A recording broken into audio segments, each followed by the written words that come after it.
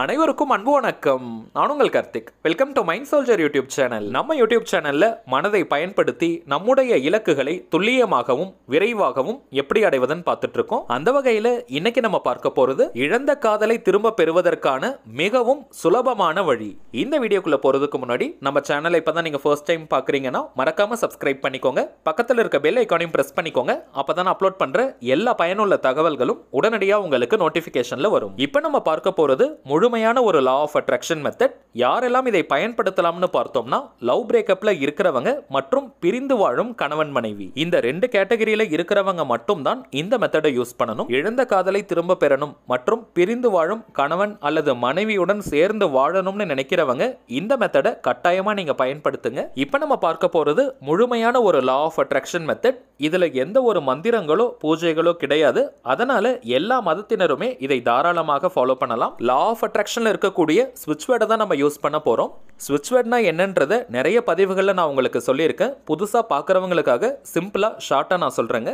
இங்கிலீஷ்ல இருக்கக்கூடிய மந்திர சொற்களுக்கு பெயர் தான் ஸ்விட்ச் வேர்ட்ஸ். தமிழ்ல சமஸ்கிருதம்லாம் எப்படி மந்திரங்கள் இருக்கோ அதே போல இங்கிலீஷ்ல சில வார்த்தைகளை ஸ்விட்ச் வேர்ட்ஸா ஐடென்டிஃபை பண்ணி வச்சிருக்காங்க. இந்த வார்த்தைகளை இங்கிலீஷ்ல மட்டும் தாங்க பயன்படுத்தணும். வேற எந்த ஒரு லாங்குவேஜ்லயும் மொழிபெயர்க்க கூடாது. மேலும் இந்த வார்த்தைகளுக்கான அர்த்தம் நமக்கு தெரிந்து பயன்படுத்தினாலும் சரி அல்லது தெரியலனாலும் சரி, அந்த வார்த்தைகளுக்கு உண்டான முழு பலன்களும் நமக்கு கிடைக்கும். சில முறைகள் இந்த ஸ்விட்ச் வேர்ட்ஸை நம்ம எழுதினாலோ அல்லது சொல்லிக்கிட்டே இருந்தாலோ போதும், சுலபமாக நம்முடைய ஆழ்மனதில் பதியும். கடினமான வார்த்தைகளாக இருக்காதுங்க. சிம்பிளா எல்லாராலையுமே ப்ரொனவுன்ஸ் பண்ணக்கூடிய வார்த்தைகளாகத்தான் இருக்கும். வாழ்க்கையின் எல்லா விதமான தேவைகளுக்குமே தனித்தனியாக ஸ்விட்ச் வேர்ட்ஸ் இருக்குங்க.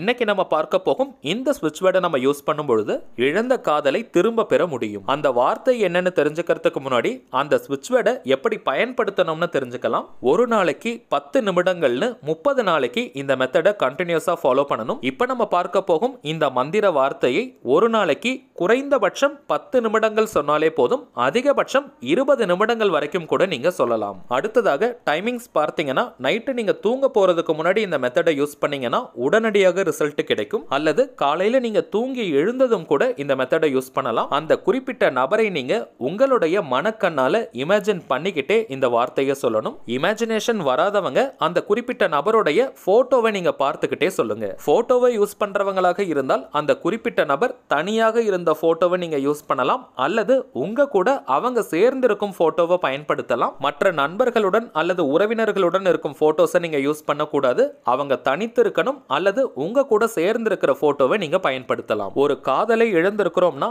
அந்த இடத்துல கட்டாயமாக வருத்தம், கோபம், ஏக்கம், வெறுப்பு போன்ற உணர்வுகள் இருக்கும். இருந்தாலும் இந்த மெத்தடை ஃபாலோ பண்ற ஒரு மாதத்திற்கு அந்த உணர்வுகள் எல்லாத்தையுமே நீங்க தள்ளி வச்சுட்டு, அந்த குறிப்பிட்ட நபர் உங்களை தேடி வந்துட்டாங்க, அவங்க உங்க கூட தான் இருக்காங்கன்ற சந்தோஷமான உணர்வுகளை வெளிப்படுத்திக்கிட்டே இந்த ஸ்விட்ச் வேர்டை சொல்லணும். உங்களை விட்டு பிரிஞ்சு போன நபர் திரும்பவும் உங்க கூட வந்து சேர்ந்தால் நீங்க எந்த அளவிற்கு சந்தோஷப்படுவீங்களோ அதே உணர்வு நிலையை இந்த ஸ்விட்ச் வேர்டை சொல்லும் பொழுது நீங்க வெளிப்படுத்தணும். சந்தோஷம், நம்பிக்கை, அமைதி போன்ற உணர்வுகளை தான் நீங்க வெளிப்படுத்தணும். இந்த பிரபஞ்சத்துக்கிட்ட பேசக்கூடிய மொழி நம்முடைய உணர்வுகள் தாங்க. சோ உணர்வுகள் மூலமாக ஏக்கம், பயம், சந்தேகம், கோபம், வெறுப்புணர்ச்சியை வெளிப்படுத்திக்கிட்டு இந்த ஸ்விட்ச் வேர்டை நீங்க யூஸ் பண்ணும்பொழுது எந்த விதமான பலனும் கிடைக்காது. இழந்த காதலை திரும்ப பெறணும்ன்ற உத்வேகம் உங்ககிட்ட இருந்துச்சுன்னா ஒரு மாதத்திற்கு நீங்க சந்தோஷமான, மகிழ்ச்சியான உணர்வுகளை தான் அதிகமா வெளிப்படுத்தணும். இந்த மெத்தடை யூஸ் பண்ற நேரத்தை தவிர்த்து அந்த குறிப்பிட்ட நபரை பற்றி நீங்க நினைக்கவே கூடாது. மெத்தட் யூஸ் பண்ற நேரத்திலும் கூட அந்த குறிப்பிட்ட நபர்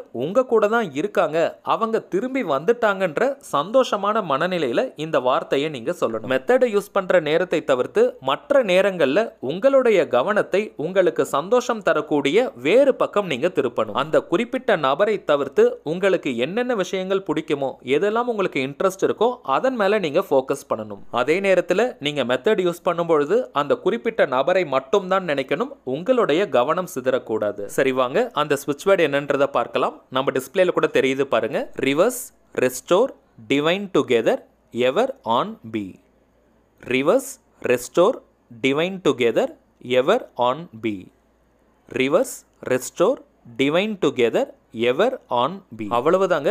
ரொம்பவுமே எளிமையான அதே நேரத்தில் பவர்ஃபுல்லான ஸ்விட்ச் வேர்டு இது. ஒவ்வொரு வார்த்தைகளுக்குமே இழந்த அந்த குறிப்பிட்ட நபரை திரும்பவும் கொண்டு வந்து சேர்க்கும் ஆற்றல் இருக்கு. சோ அந்த குறிப்பிட்ட நபரை நீங்க நினைச்சுக்கிட்டே உணர்ந்து இந்த வார்த்தைகளை சொல்லணும். கரண்டா நீங்க எத்தனை லா ஆஃப் அட்ராக்ஷன் மெத்தட் தாந்திரிக முறைகள் ஃபாலோ பண்ணிட்டு இருந்தாலும் சரி, இந்த மெத்தடை நீங்க ஃபாலோ பண்ணலாம். இந்த ஸ்விட்ச் வேர்டை நீங்க வாய் விட்டும் சொல்லலாம் அல்லது மனதுக்குள்ளேயும் சொல்லிக்கலாம். இப்போ நம்ம பார்த்ததை நீங்க பாயிண்ட் டு பாயிண்டா கரெக்டா ஃபாலோ பண்ணீங்கன்னா மேக்ஸிமம் 10 நாட்களுக்குள்ள அந்த குறிப்பிட்ட நபர் உங்களை தேடி வருவாங்க. 30 நாட்களுக்குள்ள அந்த நபர் உங்களை தேடி வருவாங்க. அப்படி வந்ததற்கு பிறகு இந்த மெத்தடை நீங்க கம்ப்ளீட் பண்ணணும்னு அவசியம் கிடையாது.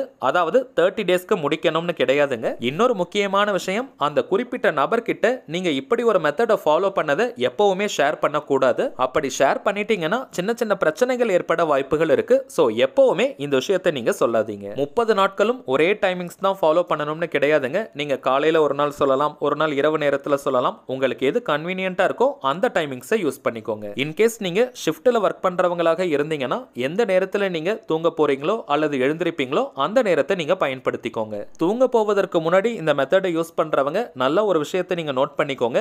உங்களுடைய எல்லா வேலைகளையுமே முடிச்சிட்டு ஃபைனலா நீங்க தூங்க போறதுக்கு முன்னாடி இந்த மெத்தடை யூஸ் பண்ணுங்க. படுத்துட்டே கூட இந்த ஸ்விட்ச் வேர்டை நீங்க சொல்லலாங்க. படுத்துட்டே நீங்க சொல்லுங்க, அப்படியே நீங்க தூங்கிடணும். மெத்தடை முடிச்சதுக்கு பிறகு அவங்க கிட்ட இருந்து ஃபோன் கால் வந்திருக்கா, மெசேஜ் வந்திருக்கான்னு மொபைல் எல்லாம் எடுத்து பார்க்காதீங்க. மேலும் அவங்க கிட்ட ஏதாவது சேஞ்சஸ் தெரியுதான்னு மானிட்டர் பண்ணவும் கூடாது. மெத்தட் ஃபாலோ பண்றது மட்டும் தாங்க உங்களுடைய வேலை. மற்ற எதை பத்தியுமே நீங்க யோசிக்காதீங்க. பிரபஞ்சம் உங்களுக்கான விடையை கொடுக்கும். சரிங்க, அவ்வளவுதான் இந்த பதிவு. நிச்சயமா உங்களுக்கு பயனுள்ளதா இருந்திருக்கும்னு நினைக்கிறேன். மேலும் இந்த வீடியோ உங்களுக்கு பிடிச்சிருந்தா மறக்காம லைக் பண்ணுங்க. நம்ம சேனலையும் சப்ஸ்கிரைப் பண்ணிக்கோங்க. தேவைப்பட்டுச்சுன்னா உங்க ஃப்ரெண்ட்ஸ் அண்ட் ஃபேமிலிக்கு இந்த வீடியோவை ஷேர் பண்ணுங்க.